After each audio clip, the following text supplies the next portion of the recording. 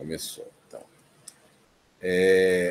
Então, boa noite a todos, obrigado pela presença virtual.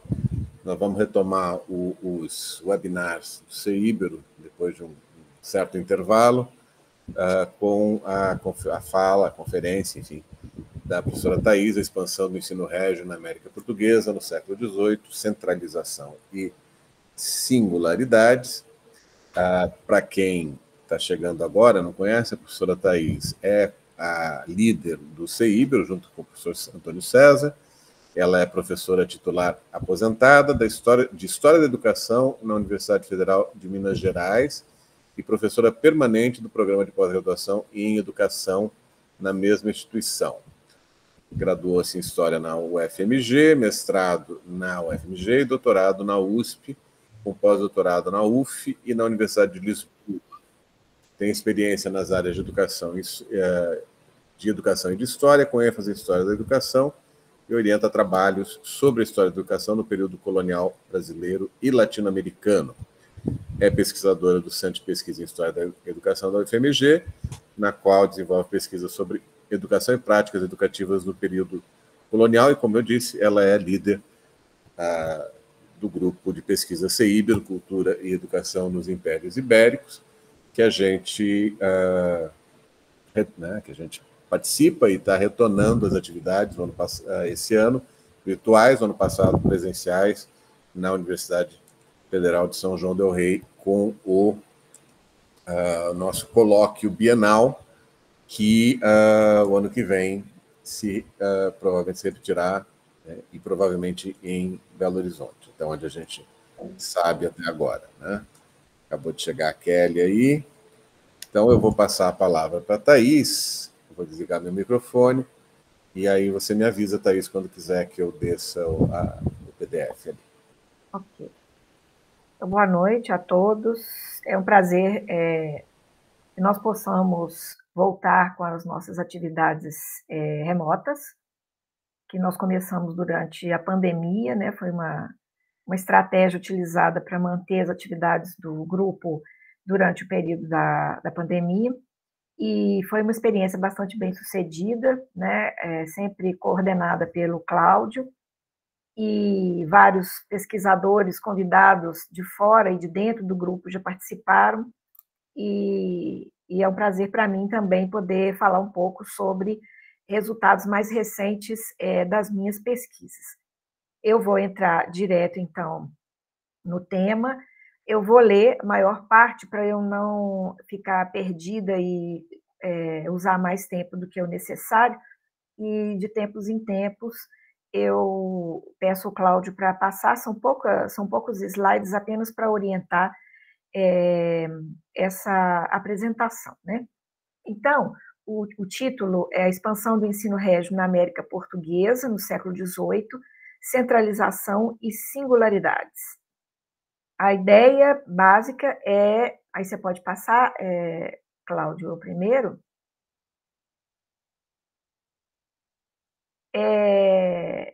Desenvolver duas perspectivas para o avanço dessa pesquisa sobre o ensino régio que eu venho fazendo já há quase 20 anos, né? Então, como resultado de discussões mais recentes dentro do nosso grupo e também nas atividades de orientação e desenvolvimento de projetos de pesquisa financiados pela FAPEMIG e pelo CNPq, esse texto vai focar essas duas perspectivas. E a primeira é as relações entre o poder central e os poderes locais, incluindo professores régios e grupos sociais envolvidos nas atividades educacionais, direta ou indiretamente, e as nuances dessas relações nas diferentes partes do Império Português, e os impactos diferenciados conforme as especificidades locais. A ideia é trabalhar um pouco na perspectiva das escalas de análise, para ver essa relação entre perspectivas ou objetivos ou projetos de centralização e as singularidades locais no que diz respeito às reformas iniciadas em 1759 na gestão do Ministério Pombal e até as primeiras décadas do século XIX. A nossa ideia, eu falo nossa porque eu venho trabalhando uma investigação documental com as bolsistas do Projeto Universal que eu coordeno atualmente. Nós temos fortalecido, eu diria assim, a tese de que fora do reino, a América foi a parte dos domínios portugueses onde as reformas melhor se realizaram. Né? Nós temos encontrado esses indícios por meio de uma pesquisa procurando essas mesmas questões na África, sobretudo em Angola, em Macau e em Goa. Então, vamos lá. O suposto retrocesso representado pelas reformas pombalinas, tal como proposto por Fernando de Azevedo no seu livro A Cultura Brasileira, da década de 1940, tem sido colocado em xeque pela renovação recente na historiografia da educação colonial, sem que isso signifique atribuir a elas, as reformas, a condição de um bem-sucedido projeto da coroa. Mas não restam dúvidas acerca do papel dessas reformas no conjunto de eventos que tornaria a instrução elementar pública uma instituição reconhecida socialmente. A própria coroa reconhecia a diversidade e as especificidades presentes em seus domínios, deixando abertas algumas possibilidades de ajustes às determinações originais das reformas presentes nas leis, alvarás e ordens régias. Por mais que se procurasse manter todos os territórios ultramarinos sob os mesmos ditames, não seria possível ignorar as diferenças entre a América, a África, China e Índia. Esse entendimento, ainda que fosse induzido por circunstâncias particulares e distintas, acabava por fazer funcionar de algum modo o ensino régio, diante de problemas nem sempre previstos.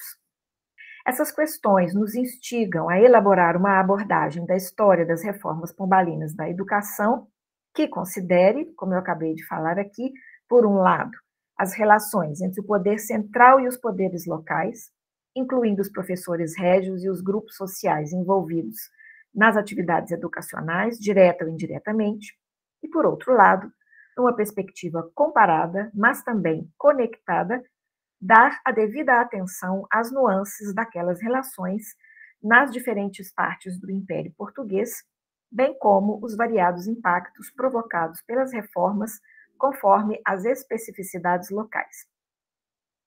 Assim, será possível dar um passo a mais no estudo das reformas, privilegiando-se a atuação dos seus principais agentes, os governadores, as câmaras municipais, as autoridades eclesiásticas e os professores, além das parcelas de população que seriam beneficiárias potenciais ou efetivas daquele ensino, colocando-os numa perspectiva comparada e conectada pela investigação de diferentes partes da América Portuguesa.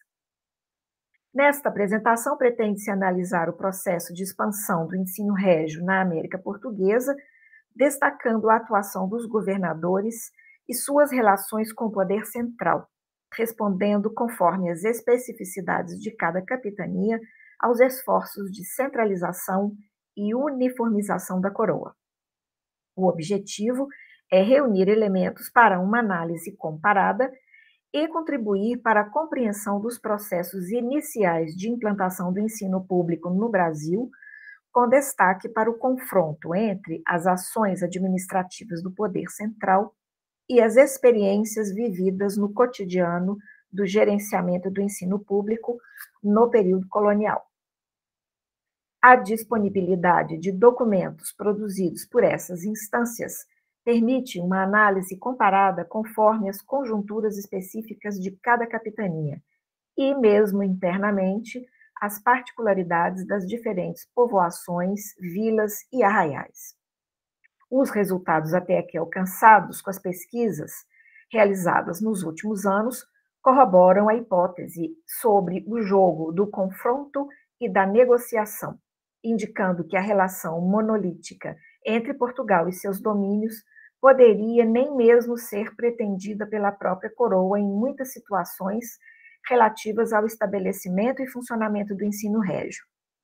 Entende-se essa perspectiva, por exemplo, no estudo da atuação de alguns governadores que desempenharam suas funções em mais de uma capitania, como foi o caso de Bernardo José de Lorena, governador de São Paulo entre 1788 e 97, e, em seguida, de Minas Gerais entre 1797 e 1803.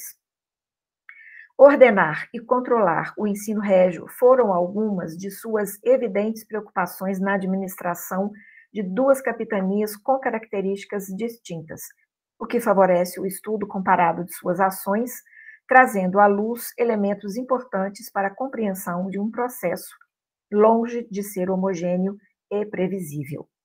Daí a relevância de se apontar elementos gerais dessas perspectivas e analisar especificamente alguns aspectos da implantação das reformas em algumas capitanias na segunda metade do século XVIII e início do século XIX. O processo de implantação do ensino régio na América Portuguesa foi marcado por dinâmicas complexas e tensões entre as diferentes instâncias de poder, do central ao local. As dificuldades de se fazerem cumprir algumas das determinações das reformas da educação, como, por exemplo, a realização em Lisboa dos exames para provimentos das cadeiras, levou a coroa a delegar às autoridades locais a atribuição de conduzi-los na América, em conformidade com as normas estabelecidas. A implantação do ensino régio, ainda na América, ainda que analisada a partir dos atos administrativos gerais e da legislação, não foi um processo uniforme e de ocorrência simultânea em todas as partes do território.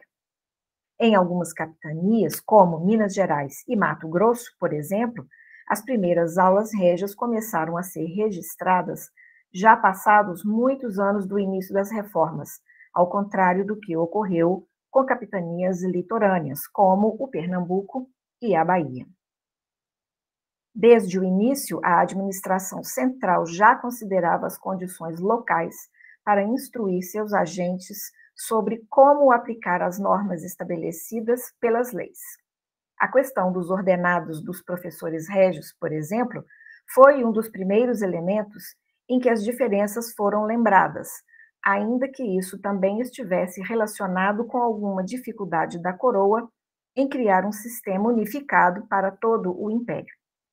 Nem mesmo havia uma definição clara sobre a necessidade das aulas mantidas pelo Estado em todos os domínios portugueses, pois, mesmo com a expulsão dos jesuítas em 1759, havia lugares onde a presença de outras ordens religiosas supriria adequadamente as demandas pela instrução, como, por exemplo, em Angola ou na Índia.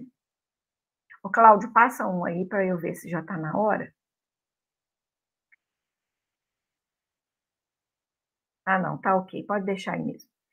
Sobre os ordenados, embora o Alvará Régio de 1759 determinasse que os professores devessem assumir seus cargos mediante a posse de uma carta assinada pelo diretor, o rei Dom José decidiu que os professores que fossem designados para o ultramar prescindissem dela, até que os valores dos ordenados nessas partes do império fossem definidos. A diversidade de situações pode ser vislumbrada numa carta endereçada ao governador do Grão-Pará e Maranhão, na qual o diretor-geral dos estudos, Dom Tomás de Almeida, informava sobre a nomeação de um professor régio de gramática latina para a cidade do Grão-Pará, com ordens para que o governador arbitrasse o ordenado que lhe parecesse adequado conforme a necessidade do país.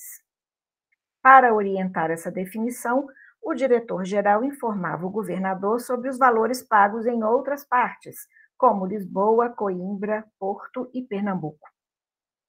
Interessante é que outros elementos aparecem nessa comunicação, como a constatação das diferenças pagas em algumas partes do Brasil devido aos custos de subsistência mais baixos, como era o caso do valor das moradias, e, na região do Pará, devido à utilização do serviço, e aí eu cito, dos pretos da terra que não gastam nem alimentos, nem vestiários do reino. Fim da citação. Dispensando gastos com serviçais. Dessa forma, os professores régios dessa capitania, que se valiam do trabalho desses indígenas, não precisariam de ordenados mais robustos, já que suas despesas seriam menores do que seus colegas de outras regiões. Essa discussão estendeu-se por longos anos, o que indica que, por mais que a coroa persistisse na intenção uniformizadora, a realidade obrigava ao reconhecimento das diferenciações. Já em 1822, às vésperas da independência do Brasil, a Junta Provisória do Governo do Piauí autorizava a criação de novas cadeiras em diversas localidades, mas determinava diferenciações salariais conforme a densidade populacional de cada uma. Presumia-se que esse critério teria influência na frequência de alunos em cada localidade e que, consequentemente, refletiria em maior ou menor trabalho para os professores, conforme houvesse mais ou menos alunos. Então, o salário deveria acompanhar esse suposto trabalho maior ou menor. Mas essa autorização talvez só confirmasse uma situação já observada na prática desde 2 décadas antes, especialmente em relação à capitania de Pernambuco, onde havia uma variação salarial entre as diversas povoações. Comentaremos mais sobre essa questão daqui a pouco. A intensa comunicação entre as instâncias locais e a administração central em Portugal descortina a diversidade de situações, interesses e condições para o funcionamento do ensino régio, desde sua criação até as primeiras décadas do século XIX. Não raro, diversas questões chegavam em bloco para serem apreciadas de uma só vez, envolvendo demandas vindas de diferentes partes do Império, geralmente encaminhadas ao Conselho Ultramarino, chegando por vezes à Secretaria de Estado dos Negócios do Reino, de onde eram encaminhadas aos órgãos a que competia dar solução. No caso das questões envolvendo o ensino régio e seus professores, essa função foi atribuída a diferentes órgãos conforme as mudanças administrativas realizadas pela coroa ao longo do tempo. Um documento de 1821, que é esse que está aparecendo aí no slide, traz indicações sobre essa dinâmica de condução do gerenciamento daquele ensino e que permitia à administração central perceber o seu cotidiano. Então, manda ao rei, pela Secretaria de Estado dos Negócios do Reino, remeter à Junta da Diretoria-Geral dos Estudos os requerimentos inclusos de Francisco Ramos de Oliveira, que pretende ser restituído à cadeira de que foi suspenso, do presbítero secular José Marinho Falcão Padilha, substituto da cadeira de retórica do Recife de Pernambuco, que requer a confirmação do seu provimento, e de Francisco de Bettencourt Pereira, da cidade de Angra, Ilha Terceira, professor público de primeiras letras na dita cidade, que pretende que seu filho lhe suceda na referida cadeira, para que consulte o que parecer sobre cada um dos ditos requerimentos, em Queluz, 1821. Diferentes assuntos, em diferentes partes dos domínios ultramarinos, e a busca por soluções centralizadas ficam evidenciadas nessa distribuição de requerimentos de professores régios. Anexos iam documentos comprobatórios das situações relatadas pelos professores para instruir os pareceres que a junta emitiria sobre suas demandas. O professor de retórica de Pernambuco, por exemplo, enviou sua petição acompanhada de uma cópia da provisão que o havia nomeado para a referida cadeira, além de declarações de colegas e da Câmara da Vila de Recife, atestando seus atributos profissionais e comprometimento com o serviço, todos com reconhecimento público de um tabelião. Procurava-se seguir um rito administrativo por meio do qual as posições dos indivíduos e suas demandas seriam legitimadas perante a coroa e, se possível, ajudariam na obtenção de resultados favoráveis. Ao menos no que dizia respeito a esses percursos formais, o ensino régio apresentava alguma uniformidade, assim como ocorria com outras dimensões da administração do Império que não a educação. Vemos isso de forma bastante evidente no cumprimento de uma norma definida no reinado de Dona Maria I, reforçando a obrigatoriedade de os professores régios enviarem às juntas de fazenda de suas capitanias atestados emitidos pelas câmaras municipais, nos quais deveria ser confirmada a frequência e assiduidade deles, bem como seu comportamento e condutas morais, sem o que seus ordenados não seriam pagos. O estudo de séries desses atestados permite a análise das trajetórias desses professores e de situações de seu cotidiano no âmbito do ensino régio ao longo de muitos anos, contribuindo para o esclarecimento de questões importantes sobre o funcionamento desse ensino no Brasil. A centralização administrativa também se mostrava no gerenciamento da arrecadação do subsídio literário, ao menos no que diz respeito aos balanços realizados para a prestação de contas ao governo central. Os registros da Junta da Administração e arrecadação do subsídio literário contêm os relatórios enviados pelas juntas das capitanias, dando conta dos montantes da arrecadação do tributo, os gastos realizados com a folha de pagamentos dos professores e a manutenção das próprias juntas, mas também relatando dificuldades encontradas no processo, principalmente a falta de pessoal suficiente para o serviço. Os relatórios, com planilhas detalhadas, também eram enviados à administração central, geralmente como atendimento às solicitações de informações sobre os rendimentos do subsídio e seus usos, feitas pela Secretaria de Estado dos Negócios da Marinha e Domínios Ultramarinos. Em 1798, a Secretaria enviou um aviso aos governadores das capitanias da América, determinando o envio de relatórios sobre os rendimentos do subsídio literário, as relações dos professores e seus ordenados e o que se devia a eles em pagamentos atrasados, relativos aos anos de 1795 a 1797. A análise de vários desses relatórios enviados à Secretaria de Estado nos permite identificar o confronto entre a imposição de procedimentos padronizados para todos os territórios e as particularidades que interferiam no andamento dos processos administrativos, no que toca ao gerenciamento do ensino régio. Foram analisados os relatórios de 5 capitanias, e aí acho que pode já passar, Cláudio, das 5 seguintes: Pernambuco, Mato Grosso, Maranhão, Minas Gerais e Goiás, todos elaborados em resposta ao referido aviso de 22 de setembro de 1798, e foram enviados ao então secretário de Estado da Marinha, Ultramar, Dom Rodrigo de Souza Coutinho. Nem todos os relatórios foram elaborados a dar conta das demandas da secretaria, alguns mais completos, outros omissos em relação a alguns itens que deveriam conter, e outros trazendo informações que não haviam sido solicitadas.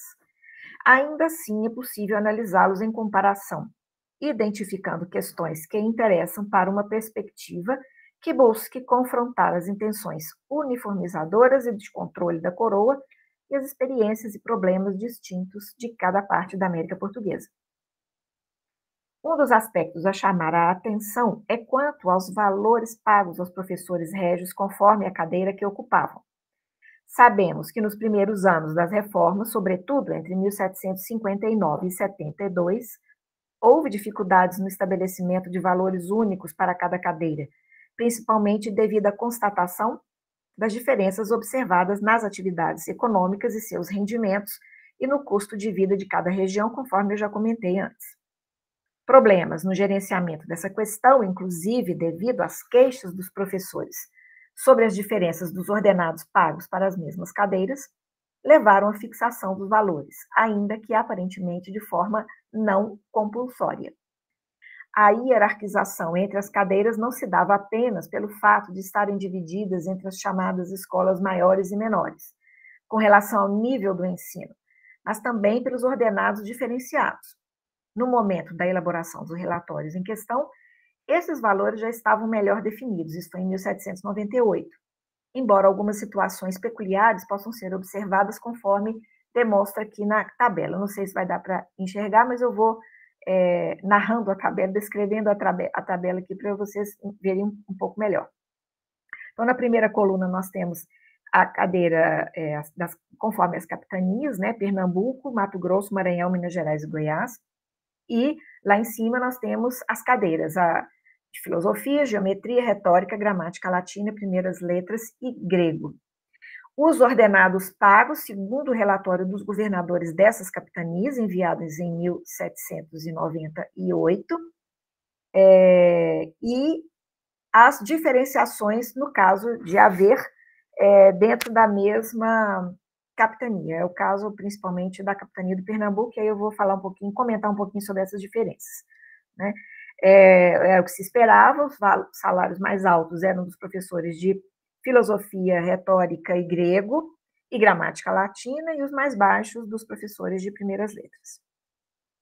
Embora fique evidente alguma uniformidade quanto aos valores dos ordenados das cadeiras de filosofia, retórica e gramática latina, que são basicamente os mesmos em todas as capitanias, com uma pequena exceção, verifica-se a variação encontrada em relação à cadeira de primeiras letras, que não apenas apresentava diferenças entre as capitanias, variando de 200, 150, 120, como, no caso do Pernambuco, essas diferenças ocorriam entre localidades da própria capitania, havendo, então, salários que iam de 80 até... Não, isso mesmo. De 80 até 150, que era o mais alto aí no Pernambuco. O mesmo em relação à cadeira de gramática latina, no caso do Pernambuco também.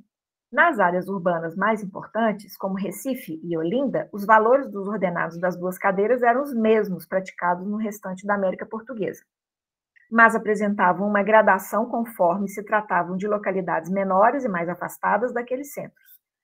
O relatório da Capitania de Pernambuco não deixava claro quais seriam as razões dessas diferenças, mas apontava dificuldades relacionadas às condições econômicas locais, argumento que, na verdade, vinha sendo utilizado desde os primeiros anos das reformas, em diversas partes dos domínios portugueses, antes mesmo da criação do subsídio literário.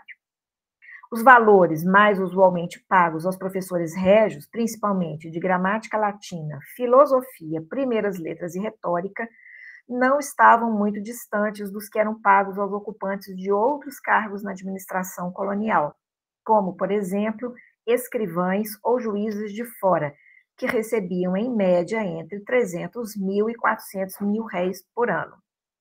O pagamento, no entanto, não era realizado pontualmente, apresentando atrasos vultosos em tempo e em quantias em todas as capitanias. Esse é um aspecto que nos permite analisar as situações específicas de cada uma e que impactavam o funcionamento do ensino régio, impedindo as iniciativas de uniformização que, embora pudessem ser desejadas pela coroa, não eram, na verdade, esperadas. Os relatórios dos governadores das capitanias, elaborados aí nesse momento, entre 1798 e 99, demonstraram haver uma clara defasagem entre a arrecadação do subsídio literário e as necessidades de manutenção do ensino régio, quanto ao pagamento dos ordenados, o que indica que a criação de um tributo específico para esse ensino não resolveu os problemas do seu financiamento. Lembremos que, antes do estabelecimento do subsídio, eram as câmaras as responsáveis pelo custeio de aulas para as crianças quando houvesse demanda para isso, e com os recursos de suas próprias rendas, vindas da cobrança de diversos impostos. Após 1772, o subsídio literário passou a ser recolhido e administrado pelas juntas de fazenda das capitanias, que já eram responsáveis pelo pagamento dos ordenados dos militares, dos clérigos e funcionários civis da administração local. As câmaras permaneceram encarregadas de atestar o funcionamento das aulas e a assiduidade e comportamento dos professores, condições para que recebessem seus ordenados. E a Real Fazenda cabia fiscalizar a arrecadação dos tributos, sua utilização e controle pelas juntas das capitanias. Esse processo significou, então, a centralização do gerenciamento do ensino régio, tanto em seus aspectos funcionais e pedagógicos, quanto tributários. Mas a centralização não implicava necessariamente em uniformidade, e os relatórios em análise aqui fornecem os indícios das situações não apenas diversas, mas muitas vezes também conflitantes. Aí pode passar para o próximo slide.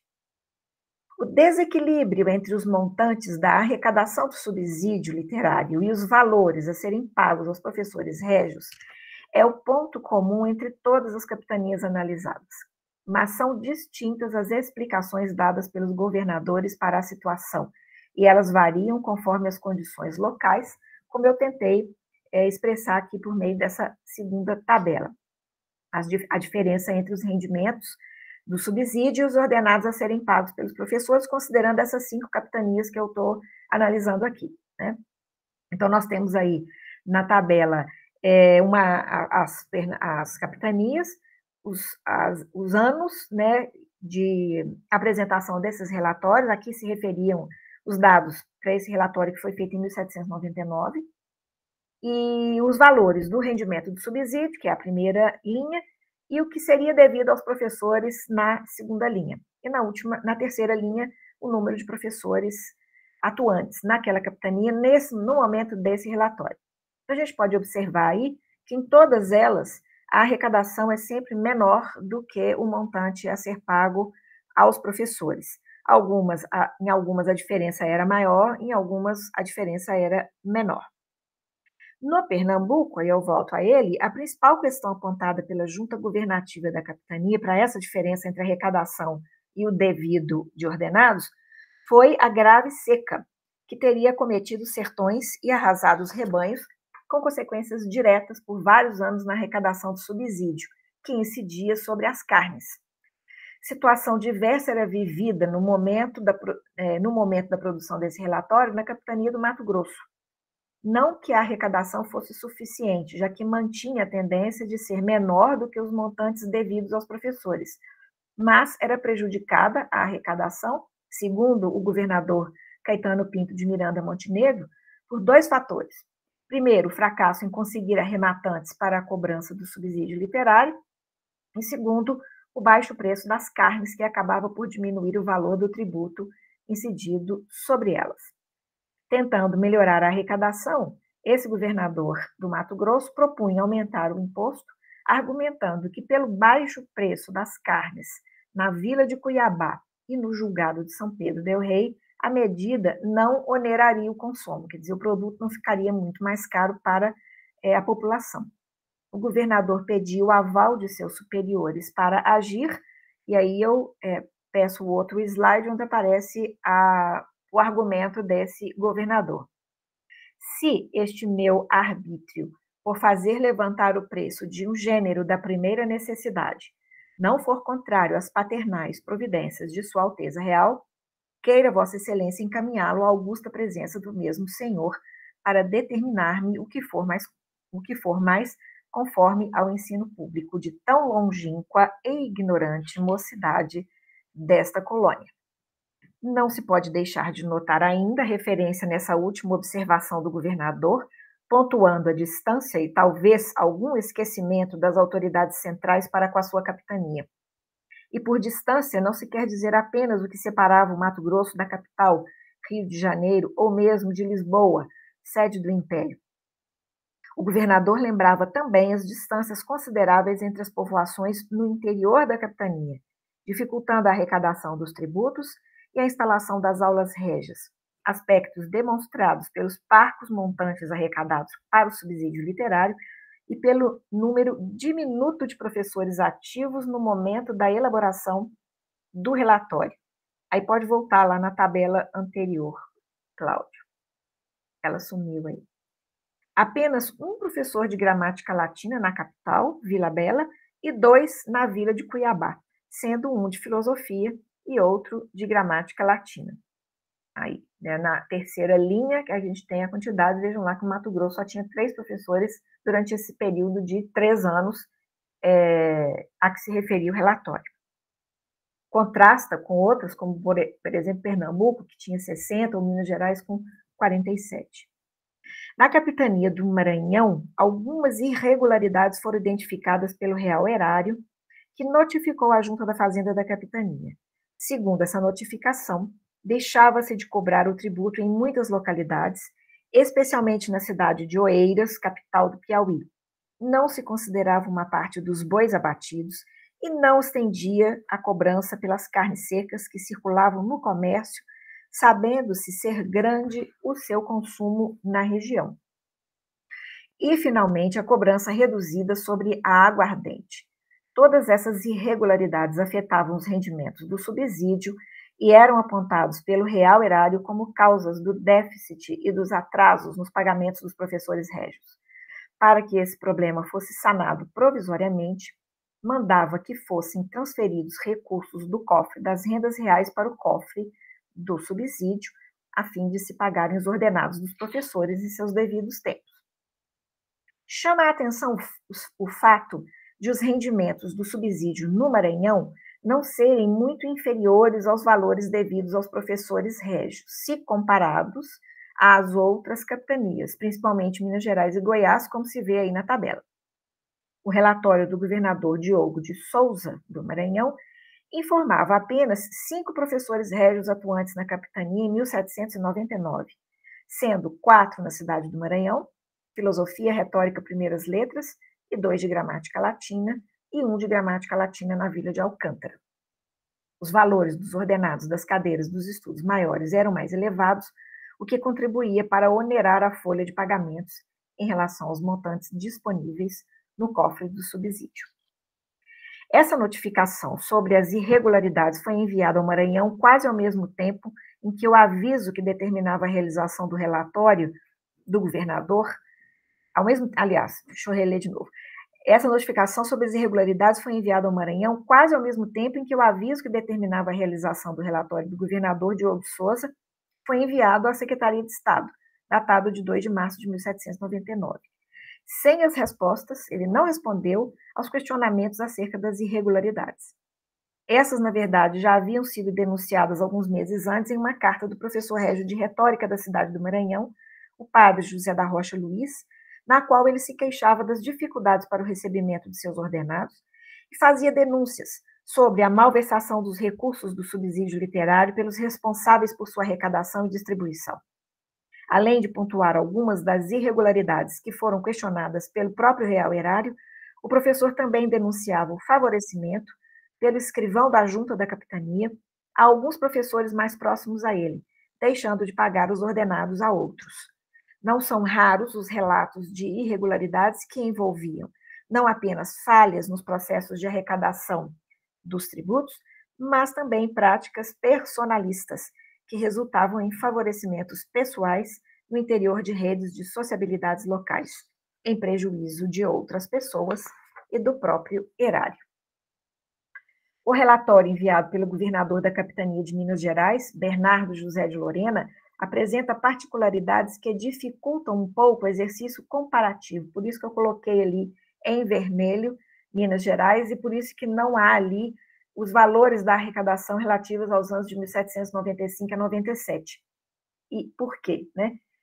O relatório do Bernardo José de Lorena é muito detalhado na apresentação das cadeiras régias existentes na capitania nesse período, entre 95 e 97, mas ele não traz os dados da arrecadação do subsídio literário correspondente a esses anos, como foi solicitado pela Secretaria de Estado, mas ele coloca a arrecadação no período anterior, de 1779 a 81, e não fica claro por que o governador fez isso.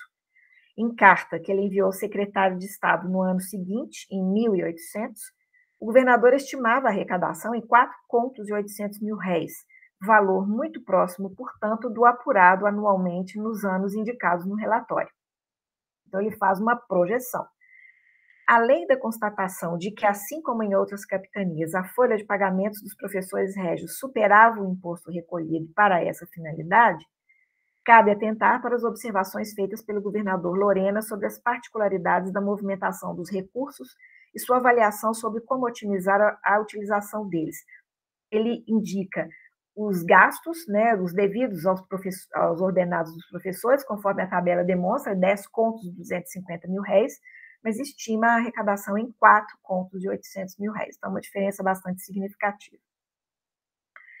E ele argumenta as dificuldades da seguinte maneira: na capitania de Minas, o tributo era recolhido na forma de ouro em pó, depois era fundido em barras, com as quais se fazia o pagamento dos professores. Esse método provocava perdas de ouro no momento desse processo e prejuízo para os cofres da capitania, agravando o quadro de desequilíbrio entre os recursos advindos do subsídio literário e a folha de pagamento do ensino régio. O governador Bernardo José de Lorena considerava que essa situação permaneceria sem solução, a menos que o quadro de professores régios fosse proporcional à arrecadação do subsídio, o que seria solucionado, a seu ver, com a redução do número de cadeiras, ou seja, de aulas e, consequentemente, de professores. Na já mencionada carta enviada ao secretário de Estado em 1800, ele propunha um plano que reduziria o número de cadeiras e, consequentemente, de professores para 27, ou seja, 20 a menos do que apresentado no relatório do ano anterior. Além do problema da perda provocada pela forma de arrecadação em ouro em pó e sua fundição em barras, o governador também chamava a atenção para o pouco empenho na cobrança do tributo, sugeria uma maior centralização do processo, mas sua maior proposta seria reduzir a oferta de cadeiras, sem considerar os efeitos da medida numa capitania com grande população e muitos núcleos urbanos. O relatório enviado pelo governador da capitania de Goiás, Tristão da Cunha Menezes, inicia com um longo ofício no qual ele retomava a cronologia das ações administrativas relativas ao ensino público, desde a criação do subsídio literário e as normas para sua arrecadação e utilização. Dando destaque para as particularidades da capitania, o governador de Goiás explicava ter sido necessário fazer adaptações naquelas normas porque, sendo um território extenso, foi preciso delegar aos juízes e tabeliões dos julgados integrantes de sua única comarca a arrecadação do tributo. Mas se queixava da falta de compromisso deles e de sua conivência com a sonegação, principalmente dos, segundo ele, poderosos senhores de engenho interessados na mesma causa e de moral tão corrompida. Essa seria, para ele, a principal razão para a decadência dos rendimentos do subsídio literário e das dificuldades para se efetuar os pagamentos em dia, deixando a administração da capitania com débito expressivo. O controle dos descaminhos e dos abusos cometidos pelos responsáveis pela arrecadação seria uma medida óbvia, mas o governador Tristão da Cunha acabava por seguir uma posição semelhante à do governador de Minas Gerais, entendendo ser necessário adequar o número de cadeiras aos rendimentos do subsídio. A solução proposta por ele seria, contudo, distinta em alguns pontos. Que primeiro fossem criadas as cadeiras de primeiras letras em todas as povoações da capitania, e depois, abre aspas, segundo as forças do rendimento aplicado para a subsistência dos mestres, regular as cadeiras dos estudos maiores, de sorte que todos os povos pudessem, com o menor incômodo possível, aproveitar deste benefício. Fecho aspas. O governador entendia ser mais adequado que as cadeiras de filosofia e retórica fossem deixadas para o futuro e que algumas cadeiras de gramática latina fossem remanejadas para atender populações mais distantes. Finalizando, esses relatórios dos governadores das 5 capitanias indicam possibilidades de interpretação de parte do processo de implantação e funcionamento do ensino régio no Brasil, em consonância com a perspectiva comentada no início dessa apresentação, por meio da qual as relações entre as instâncias de poder operavam a negociação, os ajustes e, eventualmente, contrapontos. As administrações locais não podiam agir de forma independente, ainda que seus mandatários, os governadores, gozassem de significativo poder para tomar decisões. Mas isso não implicava em autonomia, e a consulta aos órgãos superiores em Lisboa era exigência e necessidade, da qual não poderiam escapar. Esses, por sua vez, ainda que movidos pela expectativa de um controle mais uniforme nas diversas partes constituintes dos domínios portugueses, deixavam margens para a negociação e reconheciam, até certo ponto, as particularidades para garantir a eficiência do gerenciamento. Essa reflexão, alinhando-se à discussão sobre as dinâmicas históricas na América Portuguesa, ao dar relevância aos contrastes entre as normas e as práticas sociais, aos movimentos de adaptação, transgressão ou negociação, permite estabelecer em que condições a análise das informações vindas das fontes se fará e em qual jogo de escalas. Isso significa recolocar o problema do contexto para além de ser um cenário no qual os sujeitos se movimentam, mas que se apresenta como plural e passível de elaboração pelo historiador, conforme os pontos de observação definidos a partir das experiências históricas investigadas. Esses pressupostos fazem sentido, no caso em foco, quando se considera o estudo das relações entre os poderes locais e centrais envolvidos no complexo processo de instalação e funcionamento do ensino régio. A dinâmica das escalas de análise ajuda a esclarecer as especificidades postas em questão, a compreender a elaboração dos discursos e o encaminhamento das ações das diferentes instâncias, inclusive comparando-as. Comparação aqui é entendida como um método implícito em todas as aproximações históricas, tese também defendida por Carlo Ginzburg, para quem a comparação é inerente ao trabalho dos historiadores. A comparação firma-se nesses pressupostos que entendem as realidades, situações e processos a serem comparados como móveis e conectados, considerando no centro das ações o confronto entre as normas e as condições sociais e culturais presentes na América Portuguesa, relacionadas ao movimento de implantação do ensino régio e tendo os indivíduos e instâncias administrativas nele envolvidos como os elementos mediadores daquelas conexões. Não obstante todos, em todas as partes dos domínios portugueses, estarem formalmente submetidos às mesmas autoridades e normas centrais, seus movimentos eram também pautados pelas condições locais, pelos jogos de forças, pelos interesses e circunstâncias. Num contraponto, tanto a uma história da educação do Brasil, quanto à fragmentação das diversas histórias locais e regionais da educação, o intuito aqui foi apontar elementos que permitam confrontar as ocorrências em lugares e circunstâncias diversas na América Portuguesa, num desafio como o proposto por Simona Cerutti, que é o comparar situações específicas, e aí eu cito a autora, não a partir de uma definição externa e geral dos objetos a serem comparados, mas a partir dos critérios o mais próximo possível à experiência dos atores sociais. E aqui eu encerro, agradecendo a vocês a atenção por me ouvirem aqui. Obrigado, Thaís. Enquanto as pessoas elaboram as perguntas, para a gente ir para o debate, eu só quero dar 3 avisos bem rápidos. Tá? O primeiro é que nós já temos agendado o próximo webinar, e vai ser dia 11 de junho, com o professor Nelson Castro, de Santiago do Chile. Tá? Então, se vocês quiserem já deixar agendado, depois eu vou fazer o convite também pela agenda, como eu fiz desse, então já fica o aviso para todos aqui. O segundo aviso é que, para quem está chegando agora nos webinars, todos eles, depois do tempo necessário para o Google processar, eu coloco no canal do YouTube do CEIBERO. Né? Então, tem as 3 fases anteriores, estão lá, quem quiser dar uma olhada, se tem alguma coisa que interesse, por favor, fique à vontade. Né? Nós temos lá um total estonteante de 100 e poucas pessoas que curtiram o canal, então não vai dar para ficar rico com isso, mas enfim.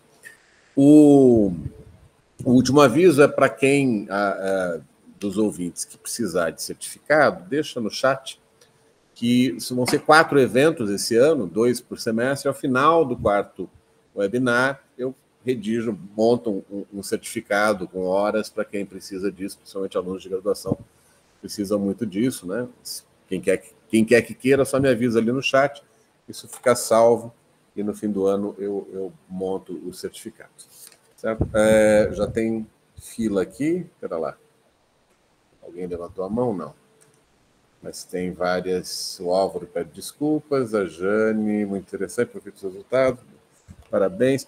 Eu só vou perguntar uma coisa, Thaís, mas é coisa bem assim, de quem não conhece, de quem só ouve vocês falarem há anos, você, a Kelly, todo mundo que estuda o tema.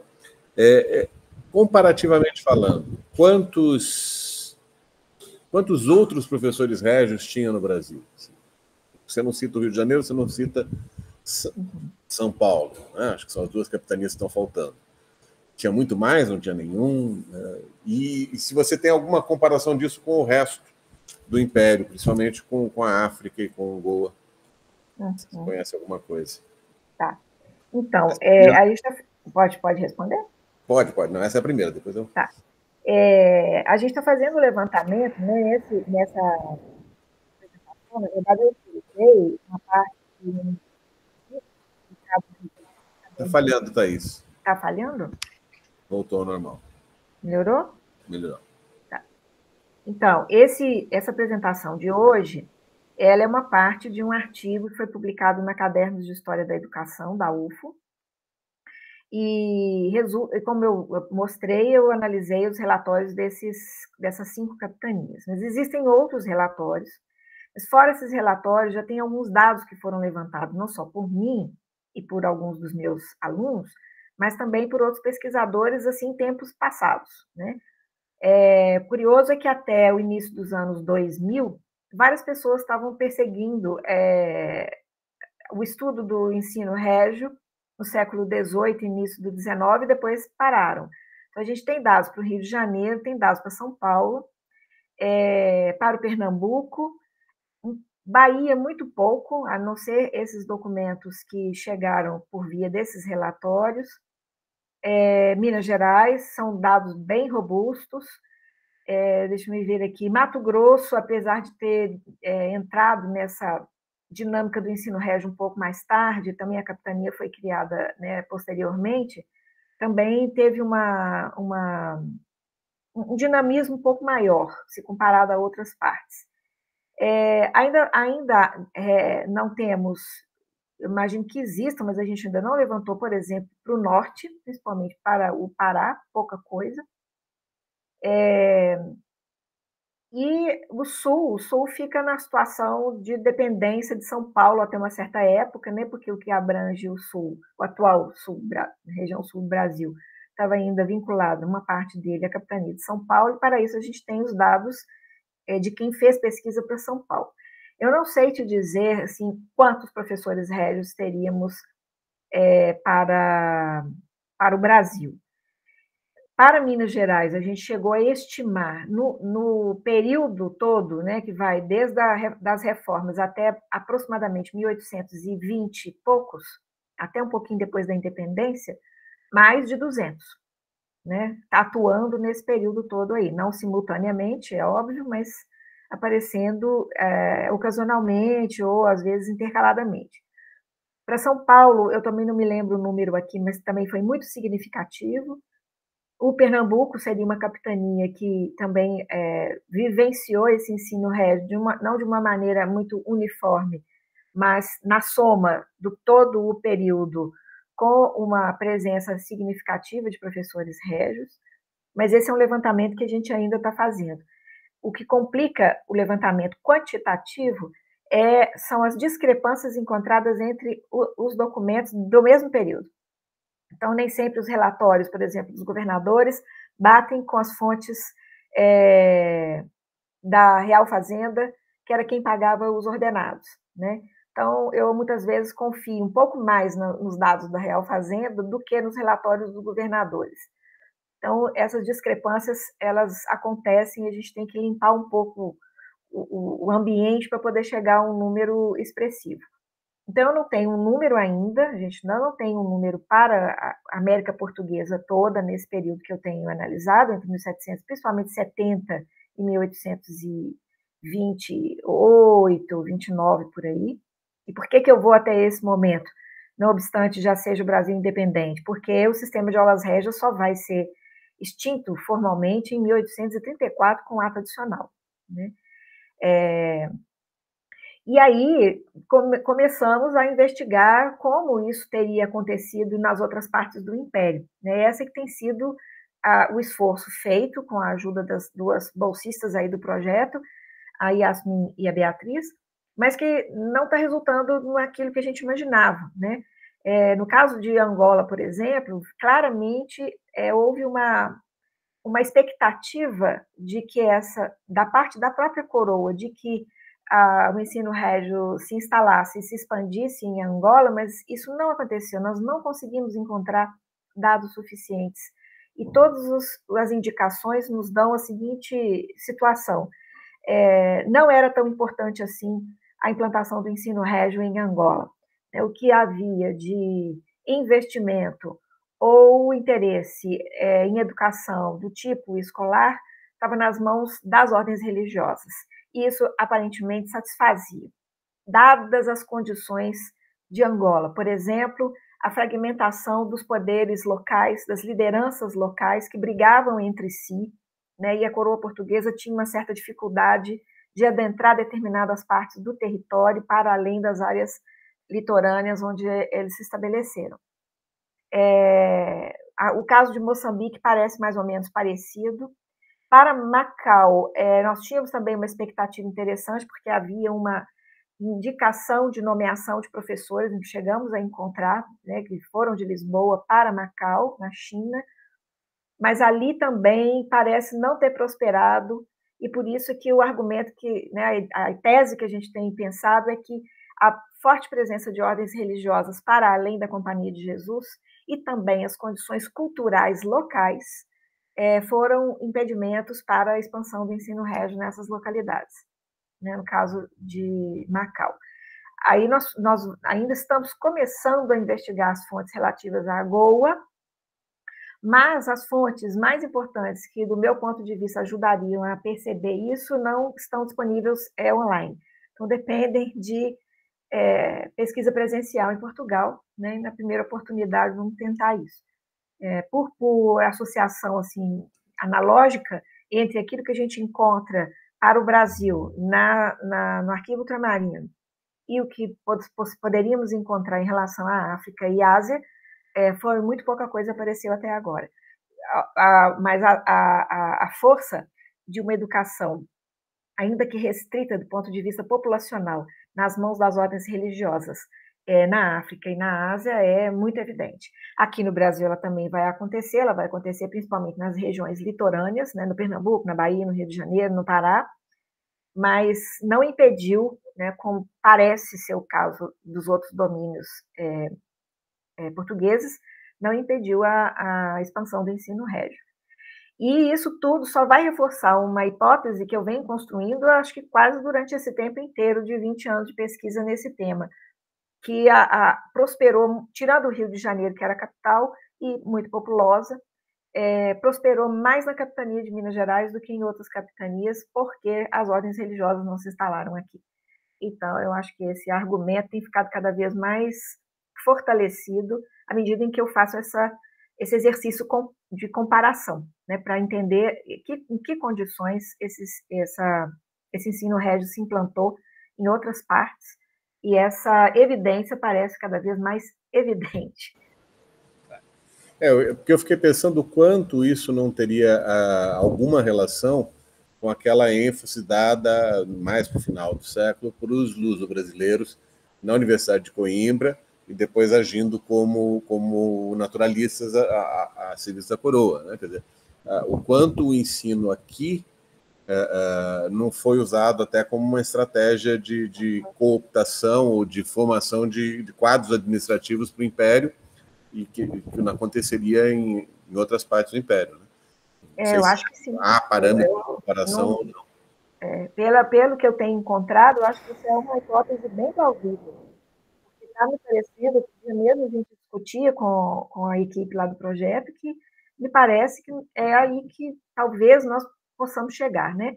Que foi na América que essa política, né, se eu posso chamar assim para o século XVIII, educacional da coroa portuguesa, fora do reino, prosperou, né, com todos os problemas dela, com todas as falhas e tal. Ok. Temos a Jane e depois o Antônio César inscritos. Por favor, Jane. Boa noite a todos e todas. Muito interessante, Thais, a pesquisa, né? Quando você começou a falar, tem um querendo falar junto comigo aqui. Quando você começou a falar, eu já pensei logo, né, no norte, e eu vi que você, né, conseguiu capturar algumas coisinhas.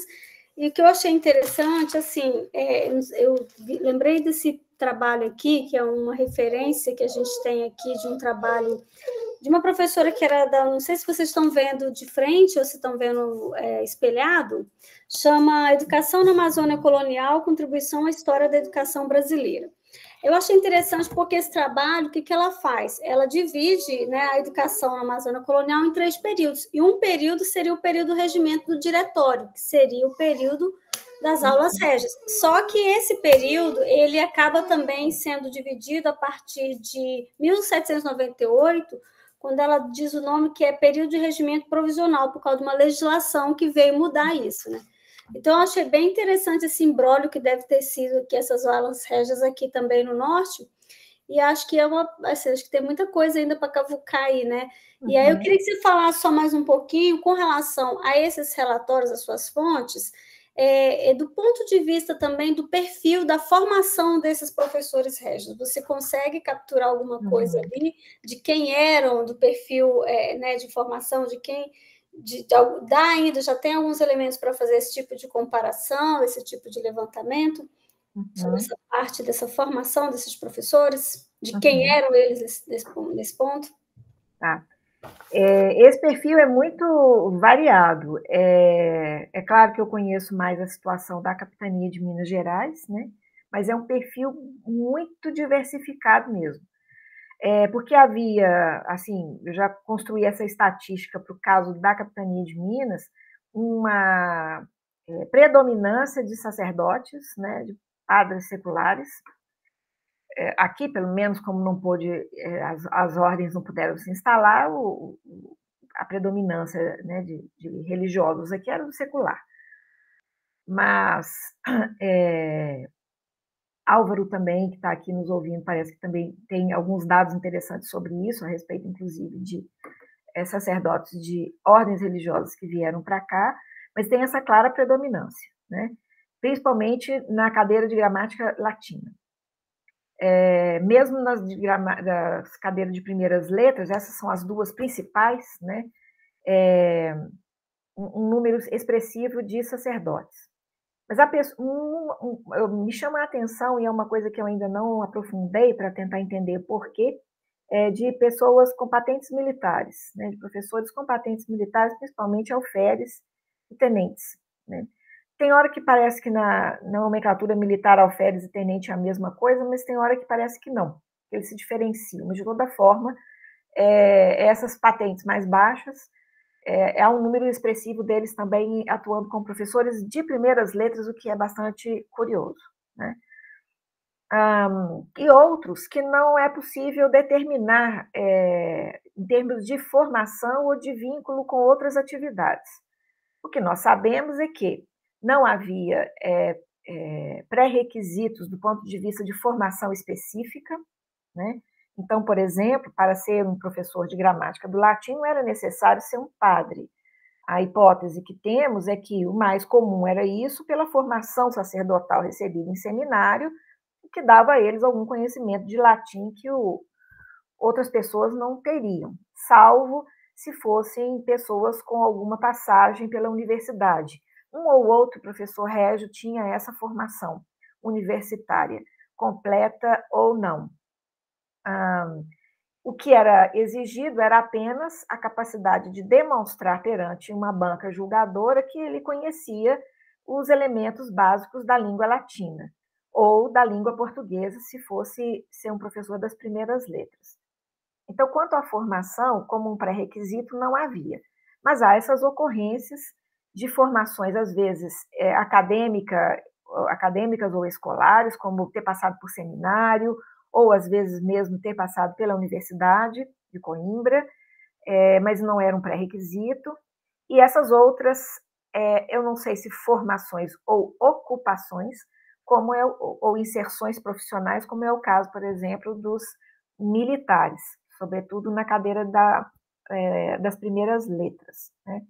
E aquele contingente de professores para os quais a gente não tem muitas informações sobre desse tipo, né? Sabemos apenas que foram aprovados nos seus exames, que exerciam o magistério, mas sem indicações muito claras por onde teriam passado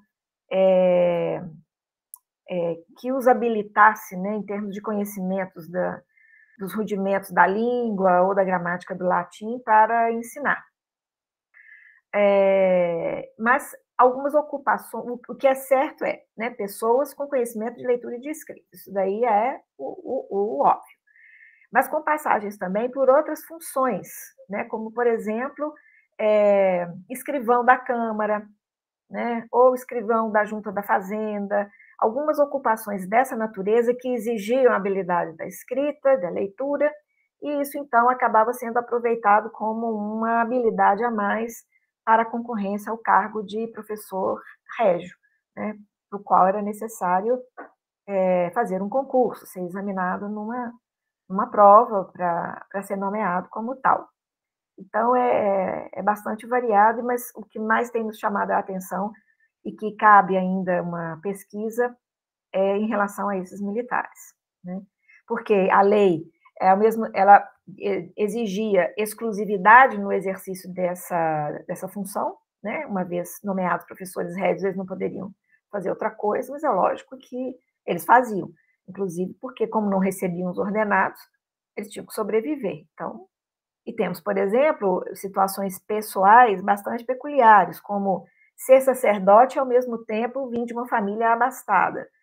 Então, ele podia exercer o magistério régio por longuíssimos anos, sem receber salário, o que não fazia dessa pessoa uma pessoa pobre, né? Ela não passava necessidade por não receber os seus ordenados em dia. Então, tem situações as mais diversas, né? O que tem corroborado também uma outra hipótese de que o ingresso nessa carreira não era apenas por ser um meio de sobrevivência por causa dos salários, era também um meio de obtenção de distinção social, né? Porque sabia-se o que era exigido de um professor, tinha que saber ler e escrever, tinha que ter domínio sobre as 4 operações fundamentais, se ele fosse um professor de primeiras letras, ou da gramática do latim, que seria uma coisa mais complexa, né? Então, evidentemente, recentemente encontramos um caso de um professor que era filho de uma preta forra, e que ele conseguiu estudar, ele foi aluno de uma aula régia e tornou-se um professor régio, né? Então, também tem isso, um meio de ascensão social. Então, havia professores que buscavam o ingresso na carreira também como meio de superação, né, das condições adversas de suas origens, né, nesse caso, por exemplo. César? Oi, boa noite. Boa noite. Bom, Thaís também, né, cumprimentando, e daí, né, puxando um pouco a brasa para a minha sardinha, ou seja, aqui para o sul, e aproveitando, né, essa parte final da tua fala, né, em que você trouxe essa questão da comparação, eu, assim, já tem um tempinho, eu andei trabalhando um pouco com um relatório, uma memória de um governador de São Paulo, o Antônio Manuel de Melo Castro e Mendonça, né, que é bem a virada do século. Ele redige essa memória em 1800, ele está falando, então, do finalzinho do século XVIII, em que a questão do ensino régio, né, das aulas régias, ocupa um bom espaço dessa memória. Uhum. Aí ele vai fazer menção, então, à quantidade de professores, aos salários, o que precisa ser, os substitutos, né, porque era uma outra, quase que uma regra, né, quer dizer, não, sempre estava lá o professor substituto, que eu vejo como uma estratégia interessante de se ter, né, como você, né, você e aí as tuas orientandas, né, de iniciação fizeram, de olhar para isso comparativamente, né, e pensando o comparativo, né, não numa forma de ver as diferenças, mas de que as situações particulares de cada situação pudessem dar uma visão geral no caso do ensino régio, né? Eu acho que isso, né, ali naquelas tabelas, principalmente, que você apresentou, eu acho que isso ficou bem evidente, quer dizer, não se trata, né, de contrapor Minas Gerais com Goiás, por exemplo, mas perceber em que circunstâncias a situação de Minas Gerais e a de Goiás ajudam a compreender esse ensino régio aqui na América Portuguesa. Eu acho que essa estratégia, essa metodologia que vocês utilizaram foi bastante interessante e assim, só de comentar também, que você mencionou há pouco que não tem trabalhado com essa região sul aqui, né, aí do Rio de Janeiro para baixo, né, que tem, em particular, essa memória, né, desse governador de São Paulo, que ela é bem interessante porque ela tem um capítulo especificamente dedicado à questão do ensino régio na capitania de São Paulo, que abarca o Paraná também. Né? Vai fazer menção a Paranaguá, menção a Curitiba. Então, tem aí uma situação bem interessante. Depois eu posso, né, te passar essa... Isso foi publicado naqueles anais do Museu Paulista, antigos lá, mas eu acho que é bem interessante assim, para fazer continuar esse trabalho de comparação que vocês vêm fazendo. Mas gostei bastante aí de ouvir a tua fala. Obrigada, César. Eu quero sim conhecer esse documento. Eu conheço poucos trabalhos que se dedicaram, acho que um ou dois, um deles que é muito antigo, da década de 70, mas me parece um levantamento documental muito completo à época, né, mas que ainda serve bastante sobre a expansão do ensino régio na capitania de São Paulo.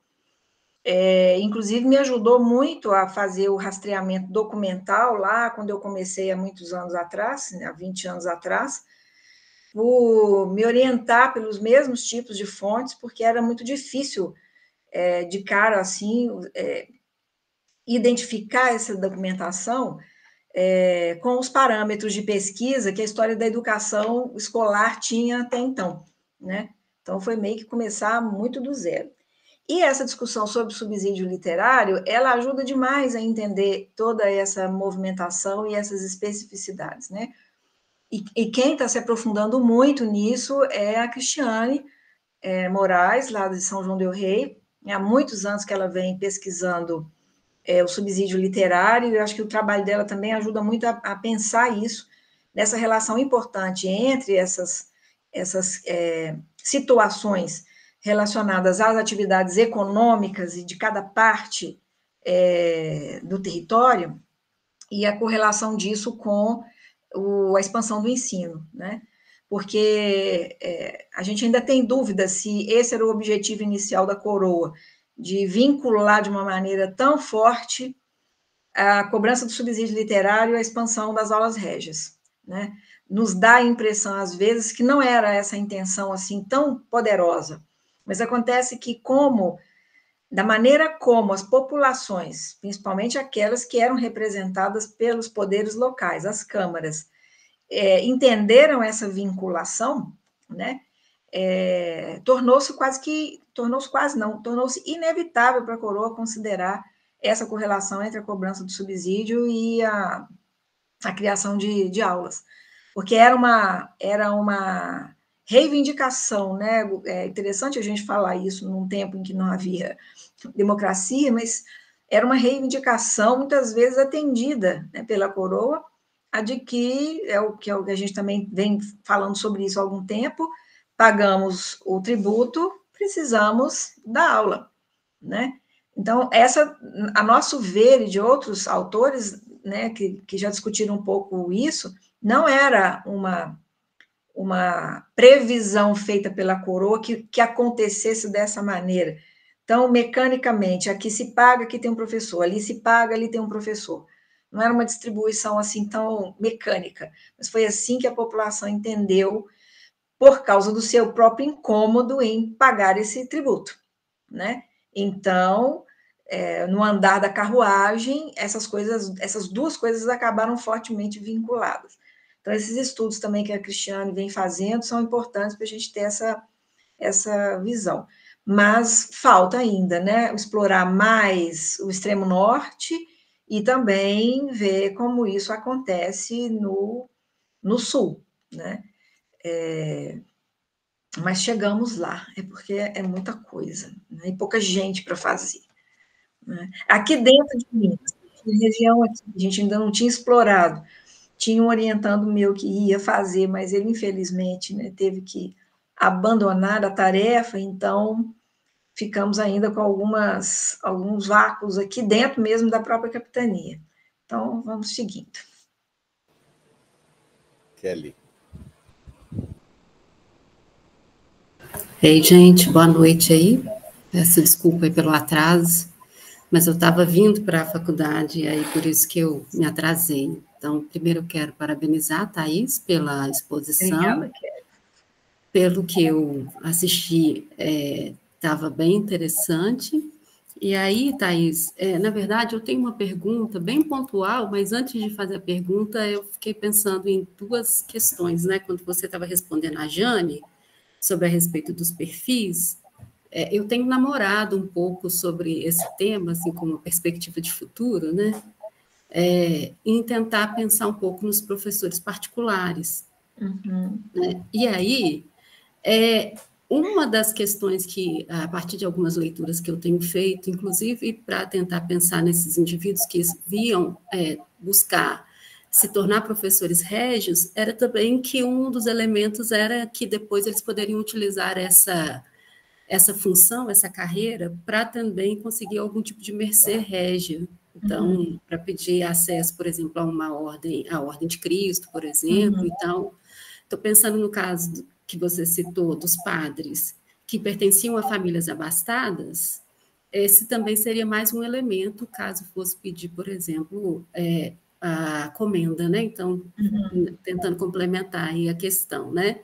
E esse outro ponto que você, já falando com o César, sobre a questão do subsídio literário, um outro ponto que tem sido apontado pela literatura é que, além dessa questão da vinculação com o subsídio e o professor, era que, uma vez também implementada aquela cadeira num determinado espaço, se ele não fosse vila, depois, inclusive, era utilizado como argumento para que aquele espaço alcançasse, né, a função de vila e deixasse de ser arraial de tal espaço para se tornar uma vila independente. Né? Então, acho que até você já trouxe isso em um texto, se eu não estou enganado, mas eu tenho lido aí algumas outras questões. Mas, então, pensando aqui na minha questão e no meu namoro, que está muito novo ainda, eu queria te ouvir um pouco sobre essa questão, né, dessa convivência, dessa relação entre os professores particulares e os professores régios, né? Porque a gente já até começou uma conversa nesse sentido no último evento que a gente teve lá acho que em Aracaju, que as duas funções se mantiveram concomitantemente, né? E aí, como que a pesquisa de vocês se tem abarcado e como que tem vislumbrado essa questão, enfim, a partir até mesmo desses levantamentos, dessas questões quantitativas, esse é um ponto. E já mesmo pedindo até sugestão, diante do fato que dos professores régios a gente encontra, né, tem uma documentação mais oficial, digamos assim, que consta essa informação, até mesmo indicando pagamento, as informações sobre os professores particulares, né? Quais fontes que a gente poderia pensar para quantificar, para tentar identificar esses sujeitos. Então, vamos lá, vamos ver se eu lembro tudo aqui. Sobre o que você fala sobre a busca dessas condições de pequena nobreza, né, que a gente vai chamar, Os particulares eu ainda não achei nenhum, mas régios vários, né? Que fazem justificação de nobreza e pedem essas mercês, essas benesses, com solicitação de ordem disso, daquilo, até da ordem de Cristo, conforme as trajetórias pessoais. Então, eu acho que além da... eu acho uma brecha aberta pela própria coroa quando ela concede, lá na lei de 59, a condição de pequena nobreza aos professores de gramática do latim, grego e retórica. Então, essa brecha foi o suficiente para muita gente querer ingressar na carreira, ainda que essa concessão fosse temporária, só enquanto estivesse no exercício do cargo. Mas as justificações de nobreza, não. Eles pedem a perenidade disso, né? Muitos, como você lembrou, de famílias abastadas, com uma história familiar ligada, segundo eles, aos serviços prestados à coroa, e apresentam processos para poder alcançarem, principalmente, a ordem de Cristo, né? Então, eu não achei ainda de professores particulares, mas de professores régios, vários, inclusive porque um dos principais argumentos é os serviços prestados ao Estado, como professores públicos, né? Então, esse é um argumento importante. É quase como dizer que foi soldado na guerra, né? O argumento é muito nessa direção, serviços prestados à coroa. A questão da importância do espalhamento, vamos dizer assim, das aulas régias por várias partes do território, que é uma coisa que a gente também já conversou, e eu ainda penso isso, é a sua vinculação às concepções acerca do que era ou não ser um território civilizado, né? De sair do mundo selvagem, vamos dizer assim. Essa era a pesquisa, né, que esse meu aluno ia fazer, em relação, por exemplo, à região do Pitangui, né, uma região que foi qualificada pelas próprias autoridades portuguesas durante algum tempo como uma região selvagem, né, cheia de violência, tal, e aí, a partir de um certo ponto, quando ela está mais povoada, os mais importantes da terra começam a reivindicar a instalação das aulas, porque isso também daria um caráter de civilização, né, de lugar domado, civilizado, controlado, onde houvesse o ensino régio, mais um braço do Estado naquela região. Isso faz parte do discurso, né, constante nos documentos, quando o ensino régio é reivindicado. Então, é muito interessante a gente ver como que uma atividade que vai sendo assumida pelo Estado, embora não fosse obrigação dele, nem mesmo com essa legislação toda, vai ganhando notoriedade social, quer dizer, vai ganhando importância social, né? A presença do Estado por meio do ensino público, do ensino régio. Então, é muito interessante pensar isso, e, né, você também, e outros de nós, que temos uma relação muito forte com a historiografia da educação pós-independência, né, sabemos que aquilo que essa historiografia defendeu durante muito tempo, que só o Brasil soberano, principalmente o republicano, é que vai trazer a escola como instrumento civilizacional, eu acho que é preciso relativizar, porque é de outra forma que isso é visto, mas é um pensamento nessa mesma direção, né? Embora não tivesse uma rede escolar, nada dessa estrutura que principalmente a República vai construir. Mas não quer dizer que ela não estivesse presente lá atrás. Então, acho que é uma associação de coisas, né? O conhecimento da leitura e da escrita, a presença dos professores régios, né? A circulação de algum conhecimento vinculado às cadeiras, né, sobretudo primeiras letras e gramática do latim, as possibilidades disso permitir a ascensão social de algumas pessoas, que sem isso, de outra maneira, não conseguiriam, né, galgar alguns pequenos degraus, por exemplo, da administração colonial, nos cargos mais baixos, mas que exigia saber ler e escrever, ou mesmo tentar ingressar no seminário. Quer dizer, são muitas possibilidades que vão sendo abertas por essa nova situação que começa a ser vivida em várias capitanias do Brasil.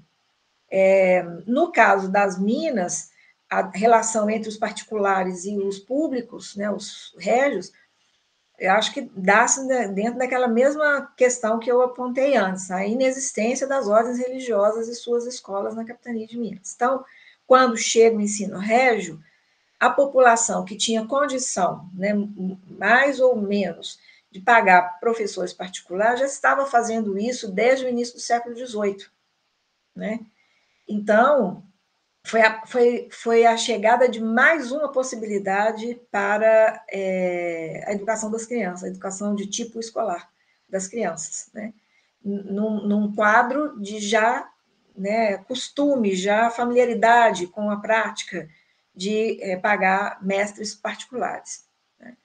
Além de alguns que eram pagos pelas câmaras.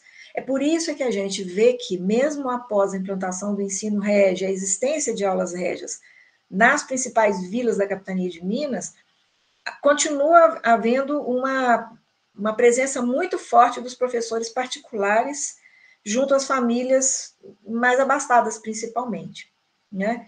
Então, nossa conclusão é, né, que, uma conclusão mais plausível é que a maioria dessas famílias não mandou seus filhos para as aulas régias. Então, vem a pergunta seguinte, então, quem frequentava as aulas régias? Essa é a maior dificuldade que a gente tem tido, porque, ao contrário, por exemplo, de Portugal, a gente não encontra aqui as listas de alunos, as referências são muito indiretas.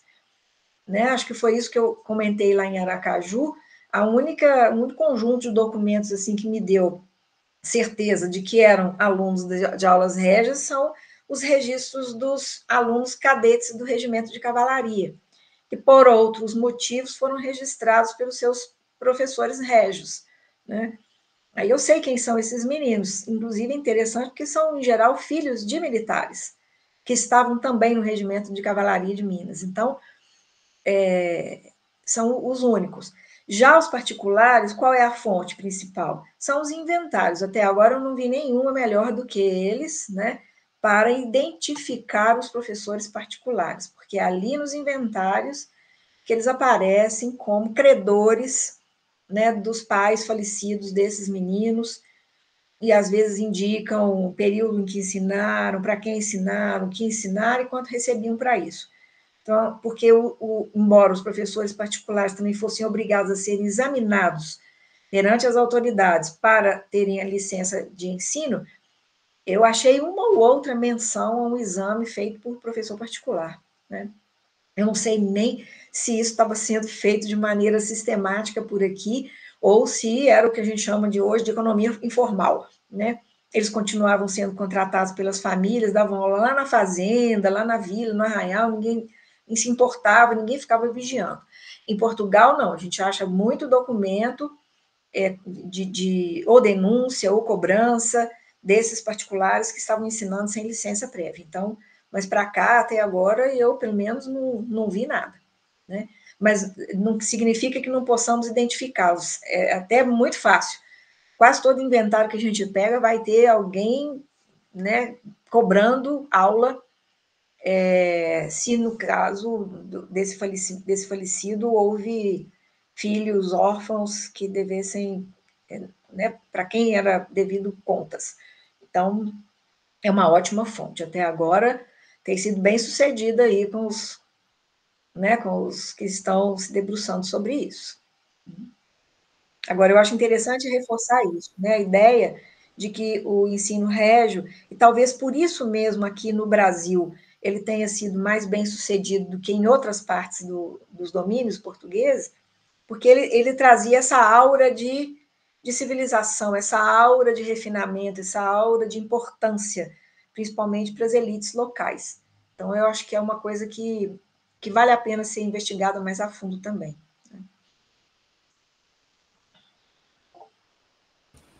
Álvaro, por favor. Eu estava ouvindo a Thaís falando e procurando alguns dados aqui.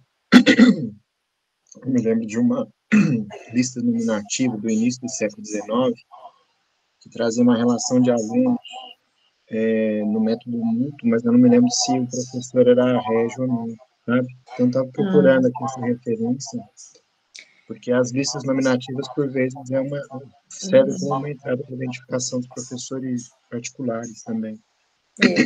Mas se ele fazia referência ao ensino mútuo, já não era mais o ensino régio.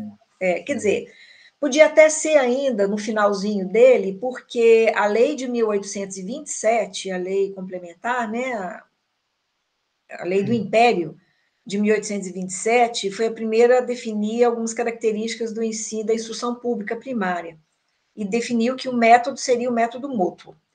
Então, se é posterior a 1827, claro, tem a ver com a definição legal de que esse deveria ser o método oficialmente adotado em toda a instrução primária pública no Império do Brasil. Acontece que, formalmente, essa é uma discussão um pouco complicada, mas eu, pelo menos, a interpreto dessa forma. Já é império, Brasil independente, já tem uma lei imperial específica para definir as características da instrução pública primária no Império do Brasil, que é essa lei de 1827, assinada pelo Dom Pedro I, mas o funcionamento cotidiano e prático desse ensino público ainda era conforme a legislação anterior. Né? Por quê? Porque o modo de financiamento ainda vinha do subsídio, o modo de preenchimento de vagas, de distribuição dos professores, quer dizer, tudo ainda era regido pela legislação anterior. Inclusive, a lei de 1827 define a mesma coisa em relação, por exemplo, aos concursos, etc. e tal. E acho que por conta até da tradição, ainda continuavam a ser chamados de professores régios na documentação oficial ainda, né? Mas já era sob essa legislação de 1827 que definiu o método mútuo.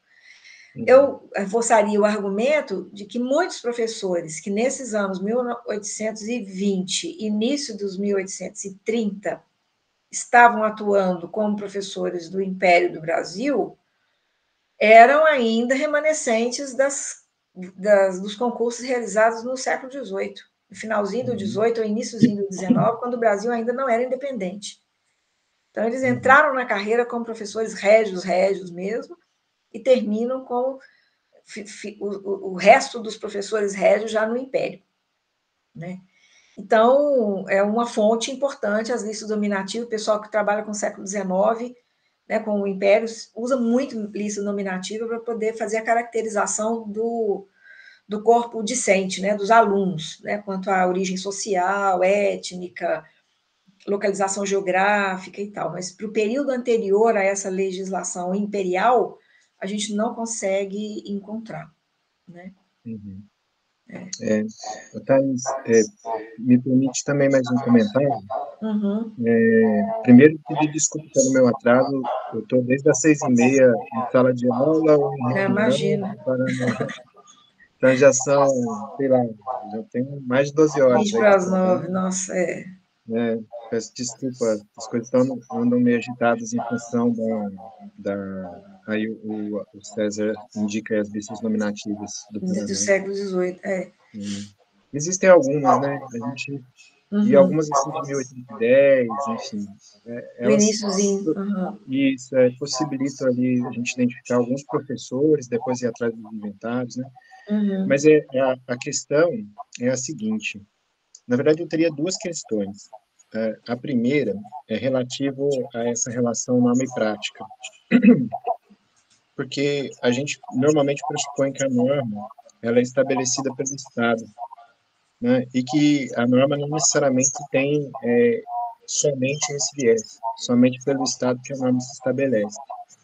Então, se tem outras formas de legislação em que explícitas, né, locais, que permitiria a gente conceber um pouco como as câmaras entendiam a educação, né?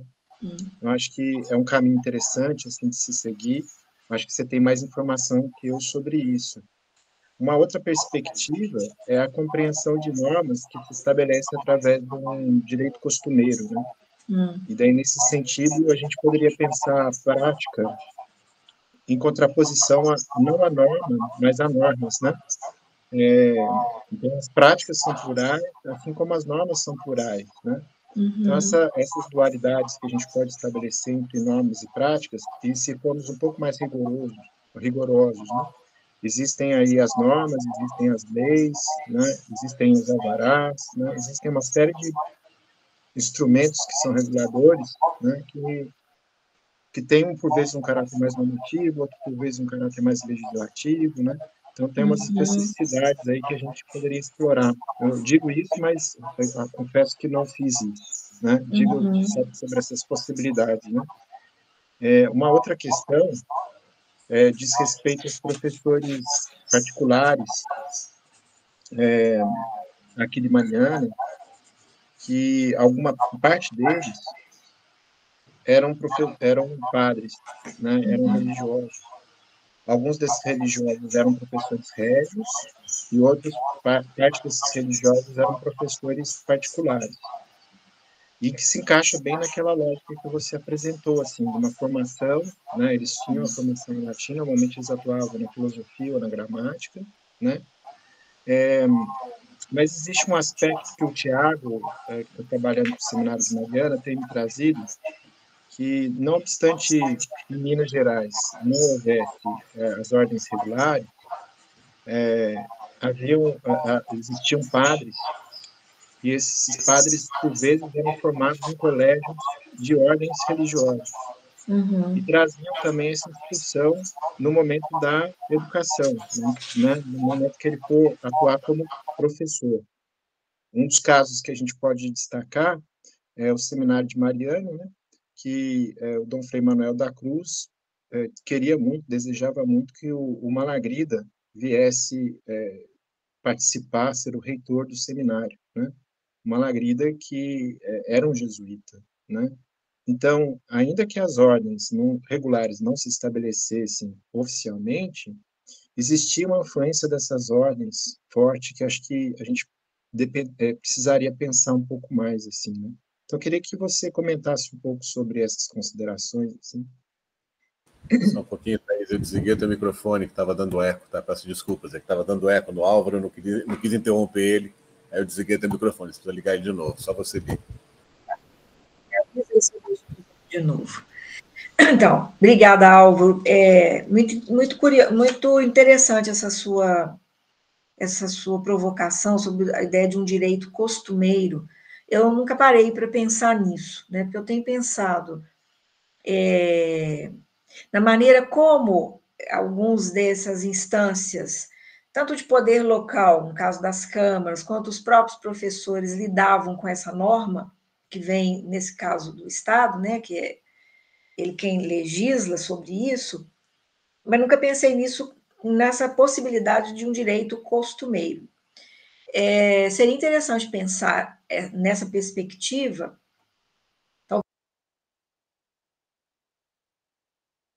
Thaís, você desligou o microfone sem querer. Pensar em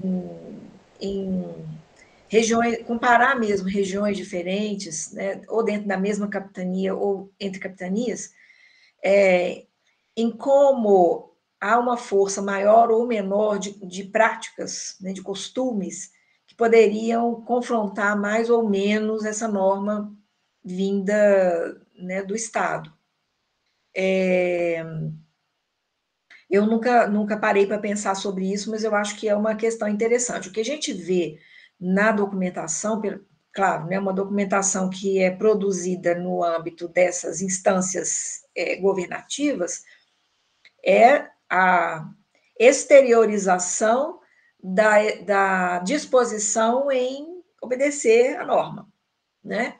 Mas, em outros momentos, a presença da transgressão a essa norma. Então, é sutil, né? O detectar disso, a presença disso, às vezes apresenta muitas sutilezas. Mas eu acho que é uma questão interessante de pensar sobre esse direito costumeiro, até porque numa perspectiva de um autor português que eu só conheço esse texto dele, que ele fala sobre direito de educação ou direito à educação, né?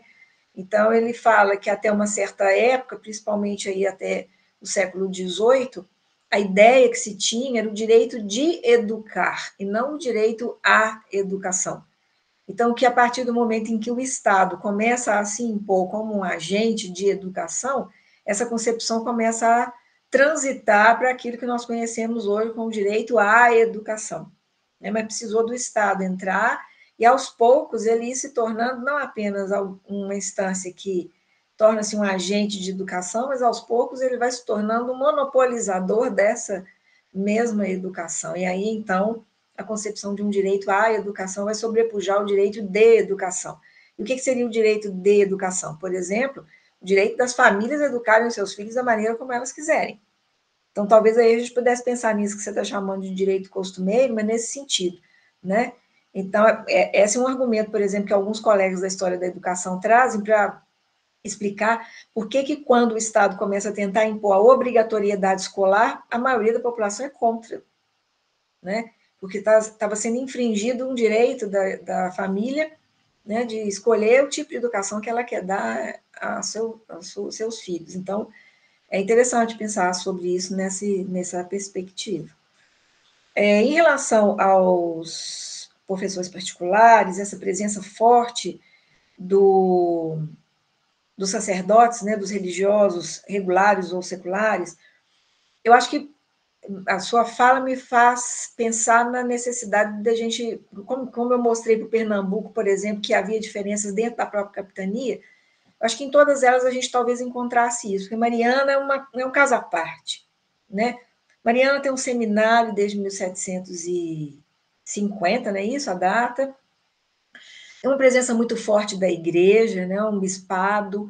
Então, tem uma situação, eu acho, educacional muito diferenciada, que favoreceria, talvez, mais do que em outras vilas ou outras partes da capitania de Minas, ou mesmo de outros lugares do Brasil, a presença desses elementos do clero, regular ou secular, atuando como professores régios, e de uma organização um pouco mais clara desse ensino, inclusive o régio, né? Listas dos alunos, porque eu acho que a presença do seminário e a presença da igreja faziam muita diferença, né? Por que eu não encontro, por exemplo, muito isso para aqui comarca do Sabará, né? E mesmo para São João del Rei, né? Um outro centro urbano muito importante,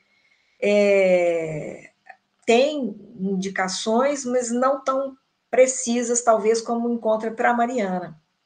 Não sei se caso de Vila Rica é a mesma coisa, mas eu acho que essa especificidade de Mariana como sede de bispado, como, né, cidade onde o mais importante seminário de toda essa região existia, talvez desse a ela características nesse cenário educacional que outras partes da própria capitania de Minas não haveria, né? Por exemplo, levantamentos feitos por ex-orientandos meus para a região de Sabará mostram maior incidência, né, embora houvesse aula régia na vila, maior incidência de professores particulares nos sítios e fazendas, né? Então, espalhados, né, geograficamente por essas áreas, e leigos, todos eles leigos, né? Muitos militares, inclusive.